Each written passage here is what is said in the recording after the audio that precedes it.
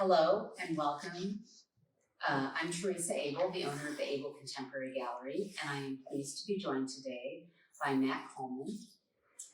Matt is an artist, writer, and journalist, originally from Lawrence, Kansas. His interdisciplinary practice ranges from working in pencil and paper to creating fully immersed environments.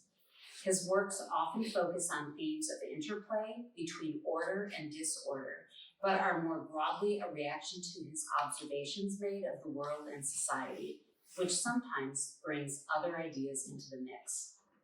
His work has appeared in many exhibitions throughout the United States, and he hosted and produced the Studio Sessions podcast series for Big, Red, and Shiny from 2012 to 2014.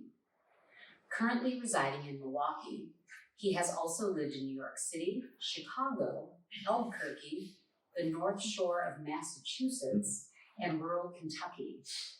He has a Master of Fine Arts degree from the University of Wisconsin-Milwaukee, a Master of Science in Journalism from the University of Kansas, and a Bachelor of Fine Arts Printmaking and Art History minor from the University of Kansas.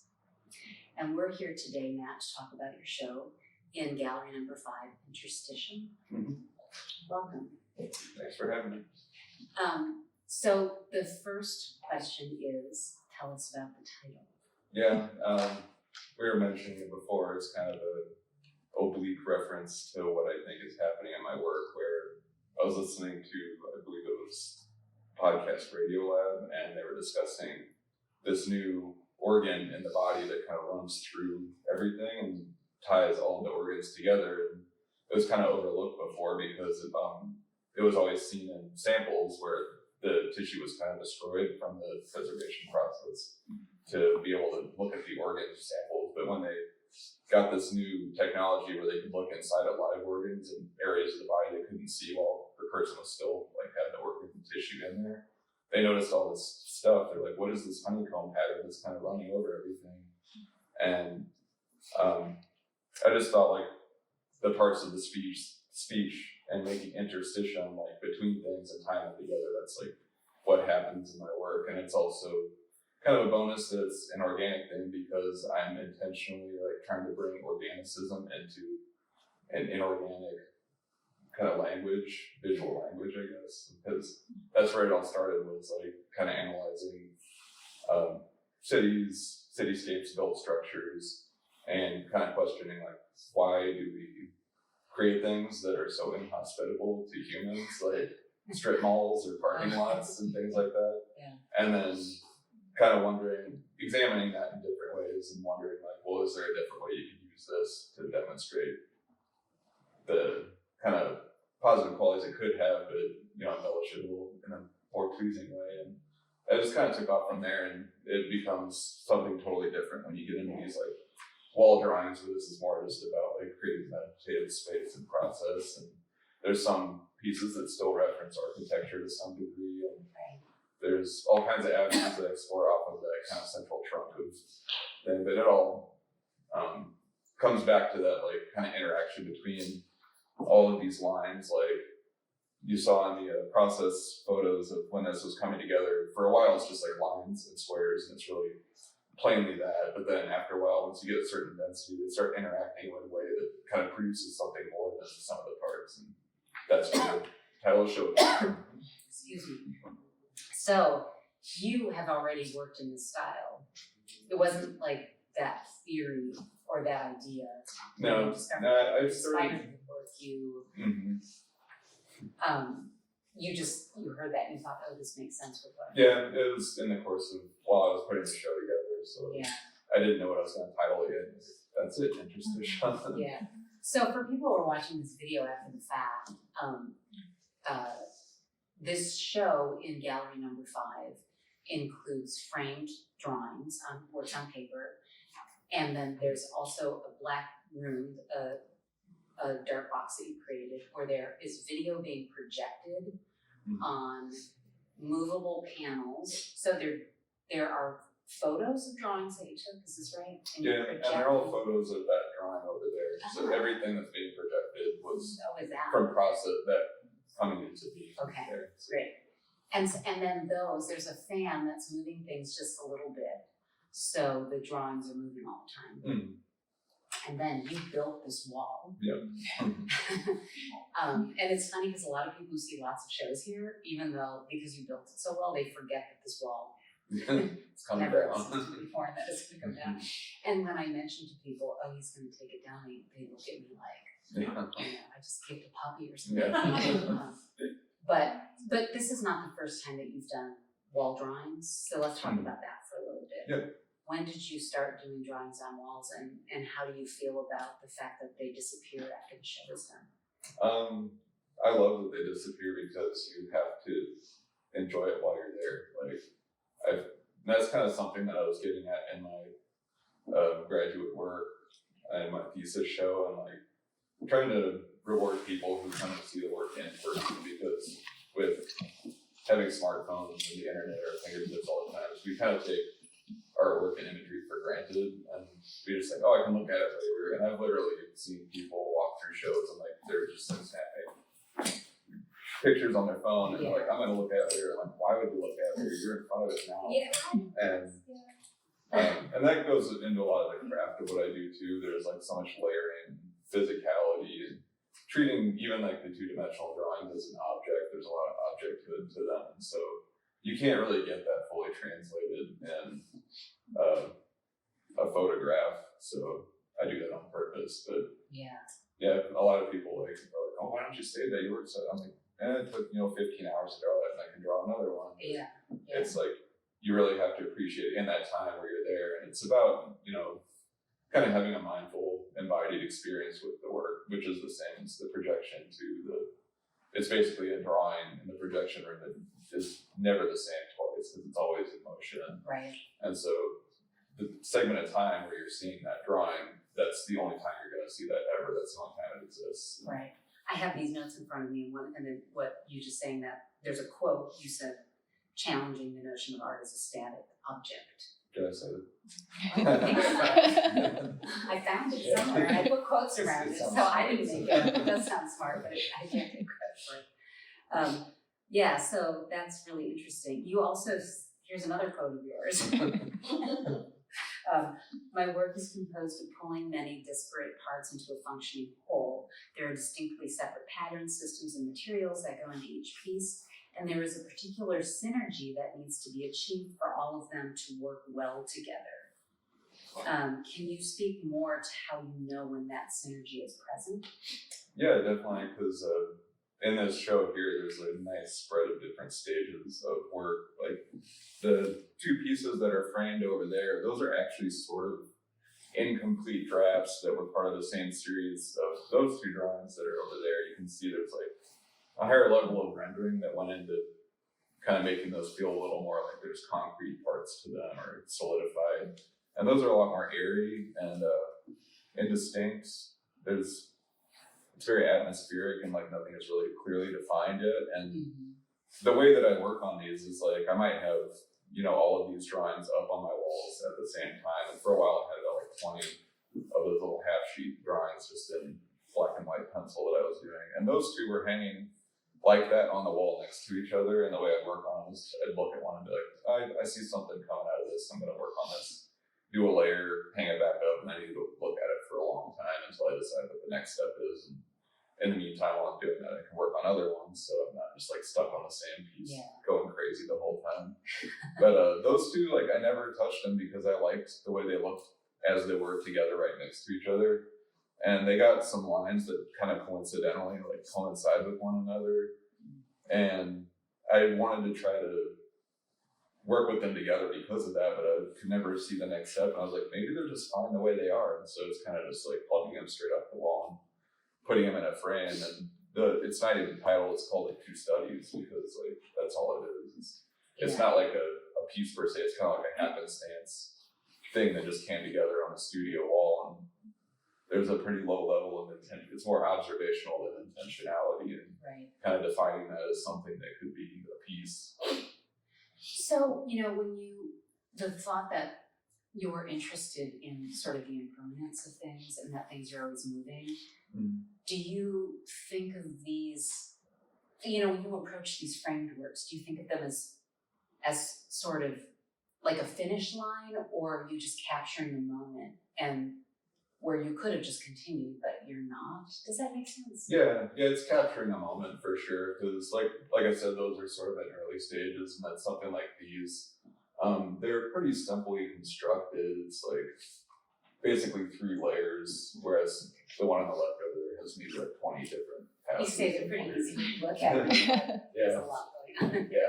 But I can see that it's like 3 different moves that made these drawings, and it took like a lot of planning and work to make those moves happen. But it's just once things feel like they're balanced and you feel like your eyes kind of moving cleanly through the whole space, and nothing feels unresolved, but you don't want it to feel overly articulated either. So you need to have that room for like the mind's eye to imagine some other things happening or see more potentialities coming out of it. Is when I feel like things are really working well, where you kind of leave some room for the viewer to fill things in.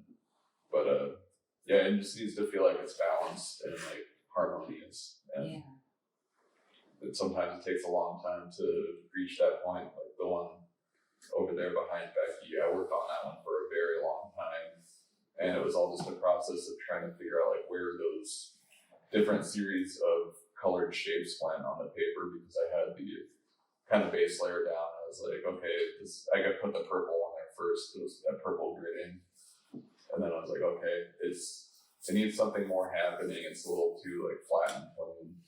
What else does it need? And then after a while, I was just like, I'm gonna do this yellow and see what happens.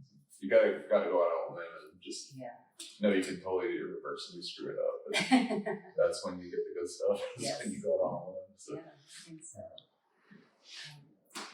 So something that I just learned the last time you emailed me about this talk, because I had mentioned, were there any particular things you wanted to touch on? You mentioned that this work came out of plein air painting originally. Yeah. Which also, plein air painting is about capturing a moment, because the light and everything is constantly changing. So I don't know if it had anything to do with your conceptually, but just like tell us, that's quite a journey. Because so when were you plein air painting? How long ago? And then tell us about the journey from that to this.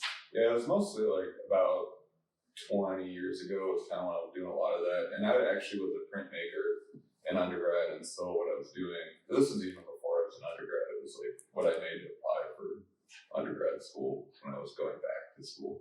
But anyway, I would just like load my backpack up with wood blocks and linoleum blocks, and I'd go out on site and draw, and I'd take it home and carve it, and then print it.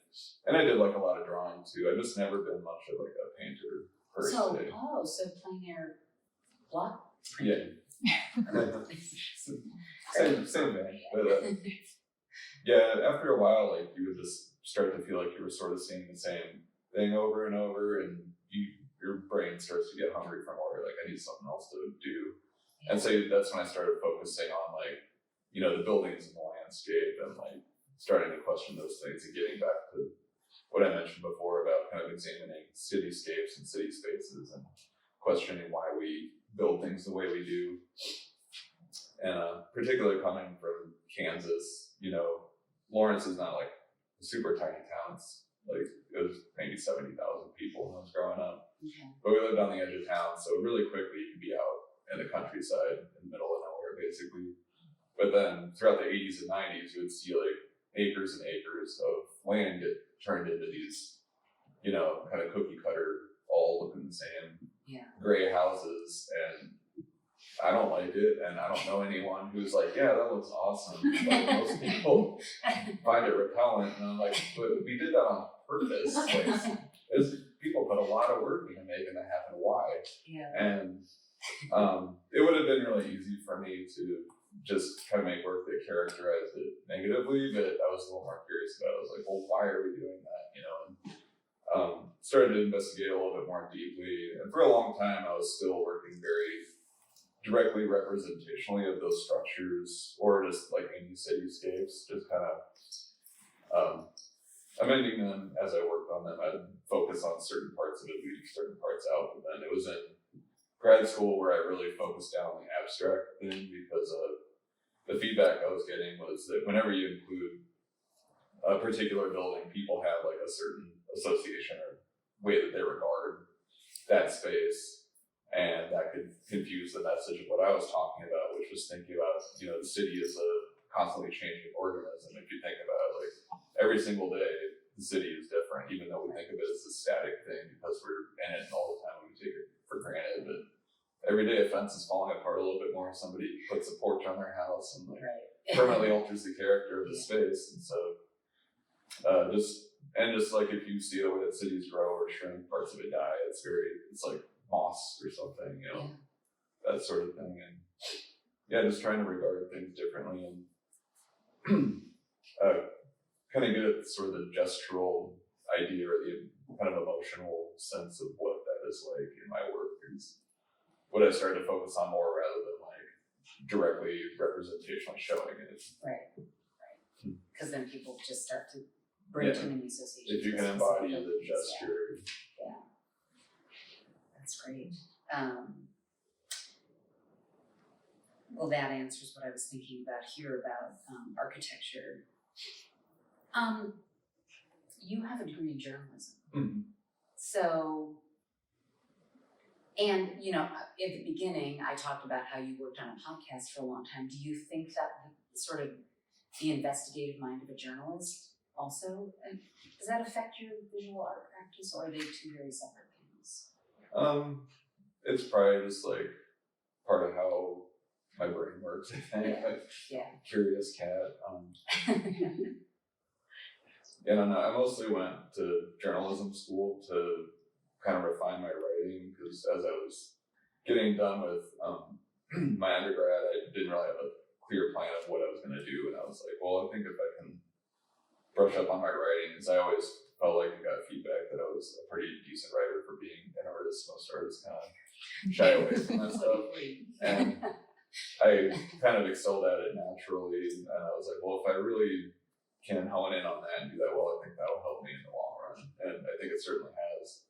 But I haven't really done a lot of specific art journalism stuff for a while, just because I haven't had the time. I've been too overwhelmed with other things. But when I was doing the podcast, I specifically used it as a way to kind of explore my space. I was out in Boston, a new city. I'd never lived there before, and I was just like, I just want to know who's around working, and I was like super naive, like intentionally so. Like I didn't want to have all the answers because then I wouldn't ask good questions. So I just would research who was in the area, like, hey, you want to record an interview? And that was kind of where the podcast came about. So it's similar. Is it still active? Can people still listen? Yeah, I think they're all still live. The websites, I don't think they're currently publishing or have been for a while, but I think everything's still live the last time I saw it. So. Yeah. I'm going to jump back a second. So you were talking about gray buildings before. Mm-hmm. I mean, some of your drawings are gray, but most of them have color. So, talk about the use of color in your work. Mm-hmm. Yeah. When I started using the colored pencils, it was more with like that sort of thing, or like this stuff where it was super process based. And at that time in grad school, I was really breaking things down to just like grid work. And I got into that because when I was trying to get away from the specifics of, you know, particular buildings or source photos or whatever, I was like, well, what am I actually interested in these scenes that I'm looking at? And I kind of boiled it down to just straight lines and right angles. I was like, as long as you have that, you're talking about man-made structures, you're talking about modernism inherently, like you can't escape that. It's kind of, I find it curious that, you know, organic animals would choose such an inorganic way of, you can't find straight lines and right angles anywhere else in the world, but that's the structure of how we build our worlds. Yeah. And that's kind of what I get at is in my work is I wonder why that is. I mean, do you feel like you've figured that out at all? I think it's mostly economics and simplicity. It's capitalism? Yeah, if you try to break things up into circles, like you're gonna have leftovers of dead space. Yeah. Okay. If you look at a city like Boston that was built before cities were gridded, it's like super confusing, but that's because people were walking at the time, and that's how we naturally move. But once you start transitioning to like a lot of heavy traffic, like, I mean, New York before cars were around, but once you start building for car traffic, that changes the entire way that you think about building cities. Right. I was just walking down the main street here earlier and thinking about how there's in Wisconsin, there's still a lot of these small little towns like Stoughton that have like kind of a preserved main street, Right. and you can just observe the difference of. I saw like a dozen people out on the sidewalk like in a block in this little town, and I wouldn't see a dozen people on my own block. And I live right outside of Milwaukee in Glendale, but yeah, you'd see like nobody because it's built for cars. So Right. just that difference of character is really striking. I think the car is probably the biggest driver of how we structure things now, and will remain that way for a while. Yeah.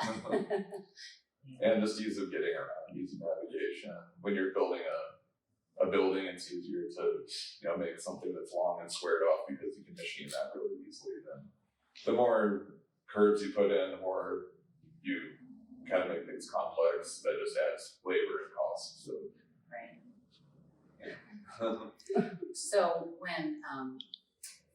when artists have a show in this space, they have a week to do their installations, or just actually 4 days a week. And you gave yourself the task of building a wall. Yeah. And then it's drywalled and mudded and taped and painted, and then you do the drawing. And that week in January, we had 2 big snowstorms. Yeah. And so you lost time. But then there was a terrible, like the biggest snowstorm was on the day of the opening, so we delayed it, and then you were able to come in over the weekend and do the drawing. That's just sort of interesting. So, a little bit more stress and pressure getting it figured out. Yeah. But one of the things is, how to build a wall. Yeah. And drywall it. So that's part of, you do projects like that. Yeah, that's what I do for your work. Mm-hmm. So how did you go from, you're pretty highly educated in the arts and journalism, so how did you get into the trades? I mean, I worked in kitchens for a long time because I moved so frequently, and where I grew up in Lawrence, there's not a lot of industry, it's all restaurants and retail. Okay. And so I kind of got railroaded there, and then I moved frequently, and so I would move to a new city where I didn't know anybody and be like, I need a job in a week. Right. Because I didn't have any money. So I started cooking for a long time, and I wasn't able to skip restaurants until I got my MFA and really had a big shakeup in life. And after that, once I graduated, I just kind of fell into painting. I never really considered how much money you can make doing that, but it's easy. And by painting, you mean? Painting houses. Just But I just picked a lot of this stuff up from just needing to do things on my own because I've never had money to hire someone to build a wall. I was like, I need a wall, I need to build it myself. Yeah. I built all my own frames. I acquired the tools to do that. And it would cost me a couple $1,000 to frame all this stuff at least. And I was able to do it for the cost of materials. Yeah. It's what makes the show possible. I wouldn't be able to have this show because I wouldn't be able to afford to pay that much money for frames that are probably going to be in storage for. Yeah. No, that's true. I know a lot of artists. Well, we have the skills to do that. So how did you end up in Milwaukee? For grad school. I was in Chicago at that point, and I was set to stay there. I liked Chicago and didn't really want to leave, but got into grad school here, and that was simultaneously we were having our first child. And so once I graduated, we had not 1 but 2 kids. By the time I was done with that, it was like, I need a good reason to go somewhere else. And haven't had a good reason yet.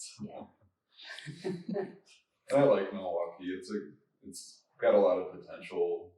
There's enough population to support like a good art scene, and there's a lot of inexpensive property to do stuff in. So I'm always excited for that possibility. Yeah, no, it's a nice city. Yeah, it's good.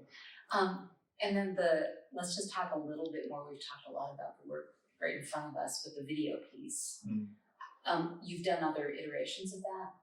That's the first time that I've actually installed it. That was kind of something I was working on in grad school at the same time as I was doing sort of process-based colored pencil drawings. I was thinking about, gestural drawing and like and seeing these come together, like people always suggest doing like a time-lapse video, and I understand and like the idea, but at the same time, like I'm also trying to get at, especially with something like this, trying to get a sense of the sublime, and I feel like that takes it away, where it makes it feel like easily understandable if you can see the whole composition come together within like 2 or 3 minutes, like, because people can see this and they can relate to, oh, I've made a pencil line before, I know how long that takes, and then they're like, okay, that's like a few 100,000 pencil lines, and then their mind starts reeling of like, what would that be like? How long would that take? And kind of sets their imagination off a little bit. But I was trying to get a sense of the development that I saw happening in the drawings, because there were nice points where I would stop and snap a photo or something, like there's something interesting happening here. And it's not going to last because I'm going to keep working on this. And then that just got me thinking of having a drawing that was like always in motion, because it's like the drawing is in motion while I'm drawing it, but then once I stop, then it's done. And I was like, how can you kind of preserve that? And it just got me thinking about projecting onto moving surfaces. I was also reading a book, Screens by Kate Monmouth, at the same time for a class that I was in. And she talks about the screen as a physical object and a portal for information. And so that got me thinking like, oh, physical object, like it's something you kind of take for granted that it is like a physical thing. It's got a physical place in the world, even if it is like in your pocket or something. And so that just got my mind thinking about, well, what if I can make screens that would move? And I did some setups in grad school in the studio. I staged it out and like, took photos, just documentary, just feel like this is something I did just keep in my mind. And always was looking for an opportunity to do something like this, and you gave it to me. So you get the premiere. Yay. Well, I like, if I spend time and I'm looking at the moving video drawing, I feel like it adds something to the pieces out here when I look at them again. Yeah, totally.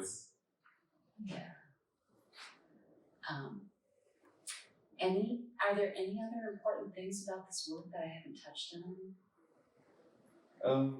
Not particularly. Like, I did kind of talk about it before, but one thing I'm always thinking about is like treating art as a physical object, even if it's 2-dimensional, and that's something that is really important to me, because it kind of rewards the viewer in that way. So, not just making an image that can work anywhere. Like if you printed out a coffee cup, it wouldn't work because it wouldn't be the same thing. Right. Do you have a direction where this work is headed after this? These are the 2 newest ones here, and it's a lot more collage heavy. It started with the idea of that striping in the background, just that space where it's all hand-drawn lines.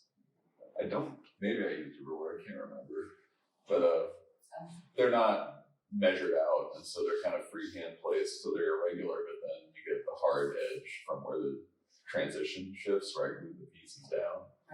And just getting those subtle shifts, the interplay between like hand placing things and like actually precisely doing things is present in everything I do, and I think that gets at it in a really nice way. And I had these pieces on top that I was like cutting shapes out of, and when I put these together, I can kind of stage it out. Before I glue it down, I can be like, what's going on here? Try it up there, play around with it and get different ideas of it before I actually commit to anything. When I work on that side, specifically, collaging is something I like to do a lot because it does heighten that material sense. Like rather than just like drawing on top of more drawing, I can cut a hole out and get like a really precise edge, but then have this like kind of oddball stuff in the background that's showing through that window, and it's a little different effect than if it's all on just a flat surface, just material. And I like it when work surprises you, when it's different from a distance and up close. And I think that happens with these works because they're intriguing from a distance, and then you don't realize that it's cut out, that it's collage, and then they sort of do this different thing.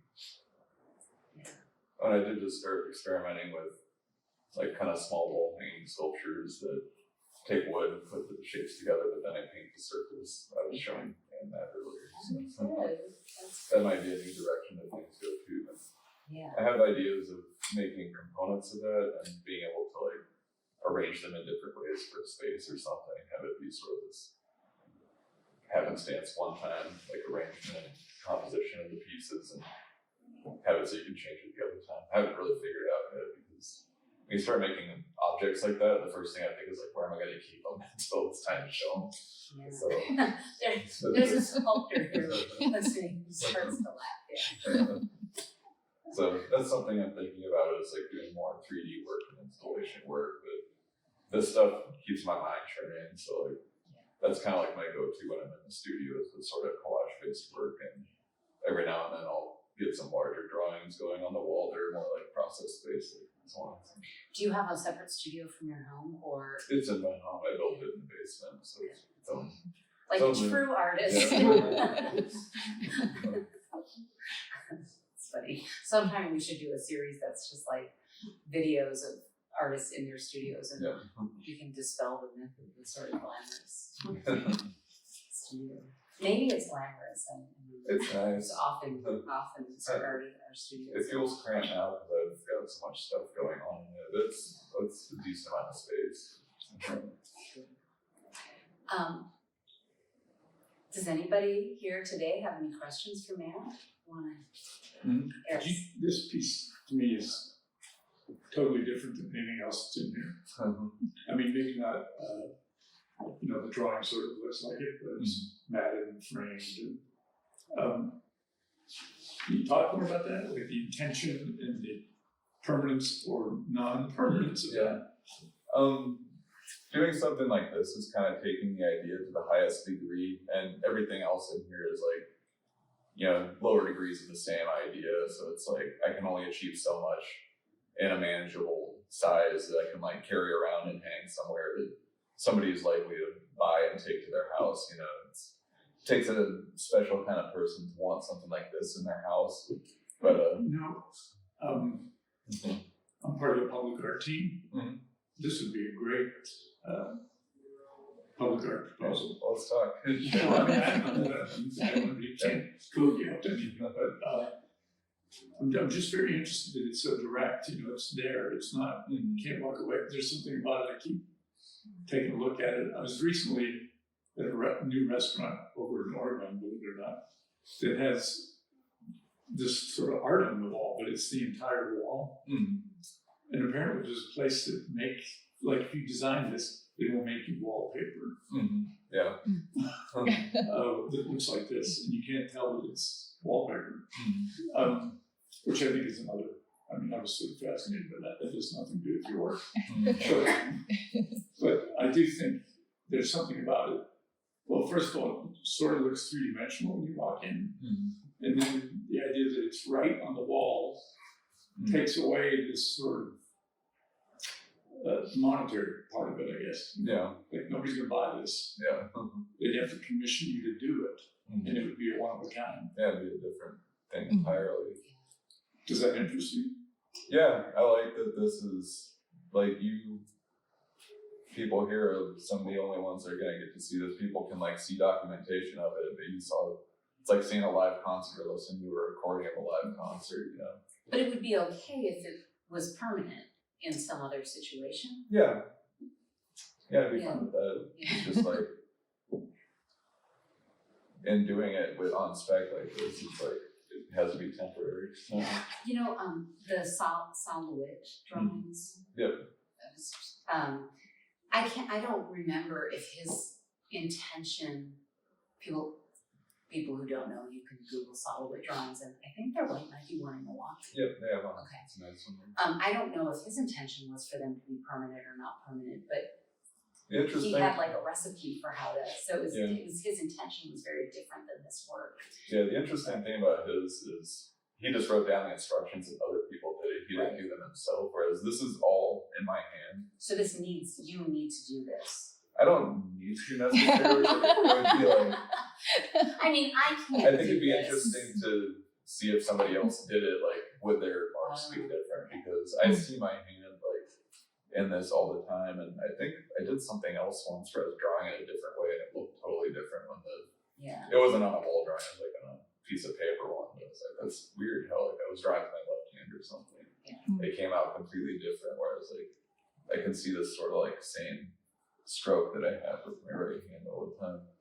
Oh, but I did want to mention, I do have work that's closer to the size. I make some like roughly 4 by 6 foot drawings, and those are all at a different show that's in a space where I needed larger work to appeal from a Those are works on distance. paper or? Yeah, they're all on paper, and I keep them rolled up until I need to frame them. So but so it's there's an intermediate step between this and this that you're not seeing too. So it's not a large leap to go to this from that. But, I do like getting it on the wall because it embraces more of like this kind of environmental sense, this encounter that you're having with the space, and not just a picture. And like you said, it looks sort of 3-dimensional when you walk in. It really plays with your perception, and that's like, I just say it reaches this sort of magic point where, I mean, it's clearly just colored pencil. You can see right there it's colored pencil lines. Not trying to be anything it isn't, but it does so much more once you get it to a certain density. It's just kind of boggles your mind. That's what I'm going for. Anybody else? Well, it was mentioned that you have a minor in art history, and you mentioned Silhouette, but are there other artists that have influenced the work that you make? Agnes Martin was someone that I referenced a lot in my thesis paper. James Turrell, like, just kind of like the plays. He does such simple things, but it's so amazing, like what he accomplishes just with lighting in space or something. It's those kind of simple gestures that I'm really impressed with, and that's something that I strive for, like keeping things as simple as possible, but they have like the greatest effect, even though it's pretty simple. And I actually just did a piece last night where I was cutting shapes out of something, and I put the array of like the rectangles that are kind of angled down a blank sheet of paper. I was like, I think that's it, because there's so much information packed into those pieces, and it really highlights it because the rest of the page is blank. But the spacing that I put on there kind of implies like a greater space beyond. It's like seeing an array of windows at an angle, but nothing else. And yeah, I thought it was really effective. So if I had that example, I should. Yeah, a little bit. He's more like whatever you'd call like kind of Clem Greenberg modernist. I'm much more into like art as an object, and he's more like pure image, I guess, would be the difference. Although some of his paintings, like they're kind of mounted on these things in such a way that you do regard them. I think he's a little bit more of an embrace of modernism than I'm kind of like dealing with the fact that we live in modernism and trying to make sense of it.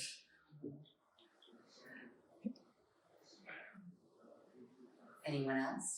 I'm really glad you touched on the framing. I mean, a lot of times artists complete again into a framework, but to see the craftsmanship in that too is just an extension of, you know, you're seeing the whole process. I find it interesting to ask artists, you know, where do you get your, you know, your supports from, whether painting canvas, photo panels, whatever it may be. And a lot of them are like, you know, the store, but to see that whole.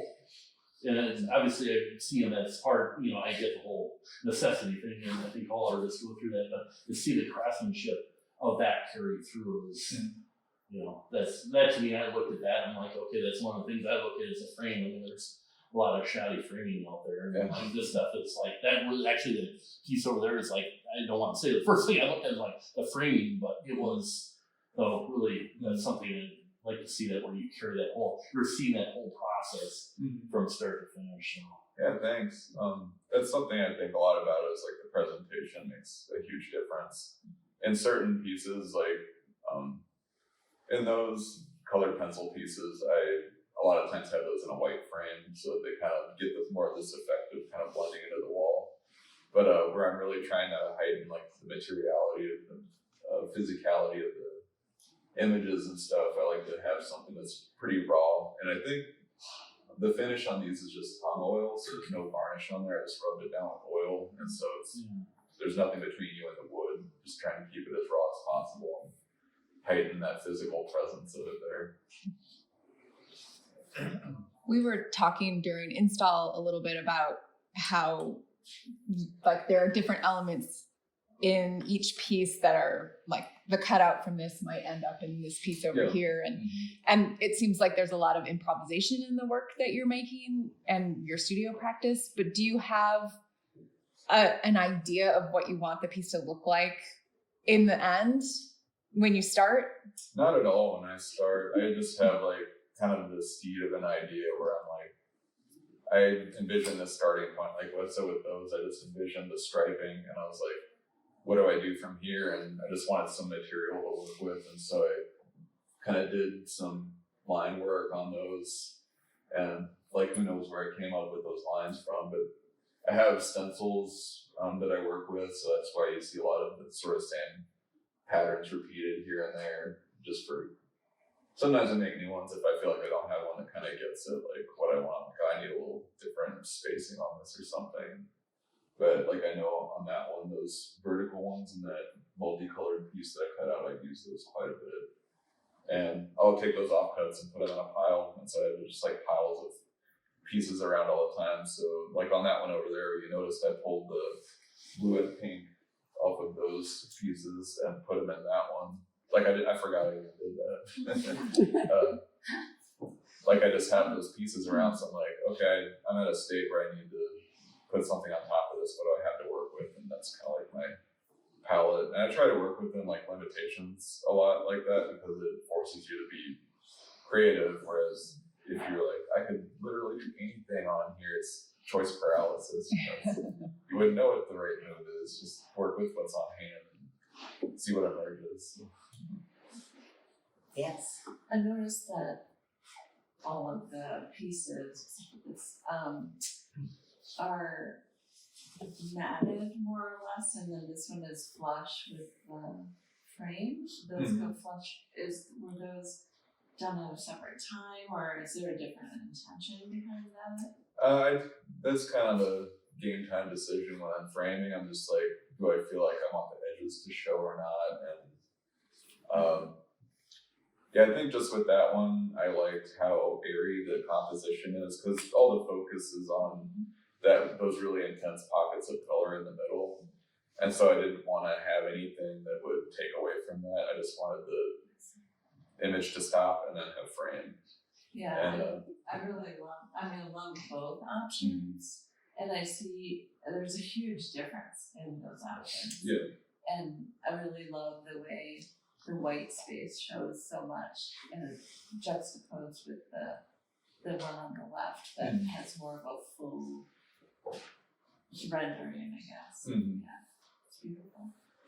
Yeah, and these, like, I really wanted to highlight that striping background, so I wanted to show the edge get a clean edge. And then in certain ones, like the ones behind you, I want to highlight the drawing as an object, and so I keep the edges exposed, and it's just like mounted onto a piece of matte board that's spaced a little bit in there off of the glass. So. This conversation makes me want to, paint this whole room white and then have you come here for a month and just draw them all. I would like to do that. I've had ideas. I just think of schemes where it's just like you need to make the least amount of decision making possible. Like with this, it's all just like grading, and so I need to make a whole lot of decisions other than be like, oh, this spacing messed up, so I need to correct a little bit to try to even it out as best I can. I don't want it to look off kilter, is the only concern. But other than that, it's just brainless, like drawing lines. If I had a space like this, I imagine, what if I just started at the top and just kept drawing a line all the way around until you get to the floor? Like, what would happen? Who knows? Yes.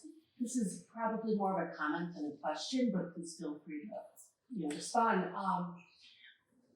You talked about handedness with the wall mural, and in some of the smaller ones, I see kind of an organized chaos, like push and pull between some that you say you don't remember if you used a ruler. I I don't know how you could not have used a ruler for some of these, but then I see some that are very clearly freehanded, and there's a distinct patterning that I recognize between where you've had more straight lines versus more freehanded lines, and I find that pattern adds a layer of interest where I feel that the viewer is skipping back and forth between structure, chaos. Now, I guess to make it a question, I wonder how intentional that is, or if you consider that. Yeah, it's all about striking that balance where if you're too chaotic, then everything feels unresolved. And I want to try to demonstrate that there is room for like that kind of organization in life in general, but that it's important to also allow for some messiness and chaos. And there's always an interplay of like, I do as much like hand placing as I can.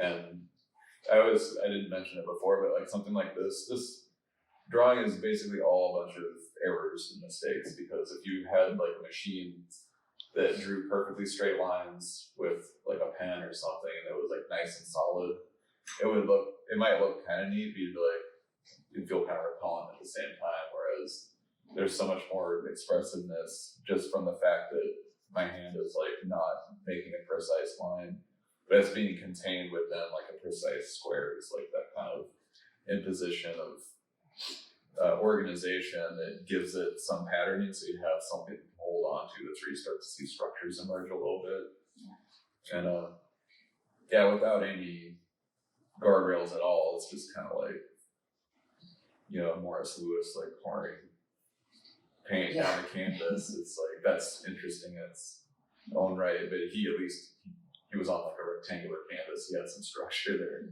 If it's pure structurelessness, it's just a color on the floor. Like this. Yes. So I have another question. Now that you mentioned that, are this format of the matting and framing just result being a printmaker? I don't know, probably it plays into it somehow. It's definitely informed the way that I work, because the reason I got into printmaking, you had to declare a major. I went to Maya out of high school. I didn't finish there, but I declared printmaking because I remember laying there one night and like, what am I going to major in? I have no idea, because I never specified one thing. I wasn't like, oh, I'm a painter, I'm a drawer. I was like, I like drawing, painting is interesting, but I don't want to focus only on one or the other. And I was like, printmaking kind of uses a variety of different skills, so I'll try that out. It kind of naturally clicked with the way that I think about things too. I think about things in layers really easily, and so once we started doing things like screen printing, I was like putting these editions out. People were like, how do you figure out how to do that? I was like, I don't know. It's just like yellow and blue make blue yellow. I guess I was thinking more about the presentation For format. presentation. Frame added, as opposed to sort of, I don't know, more direct or broader presentation. I think it's more of just like being a paper artist. Like I mostly work on paper for storage reasons, and I like, it's a nice versatile material, but you can't just like have a piece of paper on the wall and have it look that great a lot of times. So it kind of necessitates the frame for it to feel complete. And printmaking is a paper art, So it's a practical thing yeah. in a way. Mm. Yeah. Anybody else? Great. Well, the show looks great, man. Thank you. Yeah, I hope lots of people have time to see it, and see this before it gets taken apart. It's going to seem a little sad. I can cut a chunk of it if you want. So everyone's like, yes, we'll be here. It'll be Monday. Show up. Haul some wood out. And so the show is up through Sunday, February 24th. It's the last Sunday in February. I think it's the 24th. There are, in addition to this show, there are two other wonderful shows in the gallery. There's a solo show by the artist Ed Gottschalk, who's a painter from Madison. And then there's a group show called Nocturne. And all of these shows, all of this work that you're looking at is also available online, so you can look at these pieces later. And thank you so much, Matt, and thank you everybody for coming today. Thank you guys. Thank you.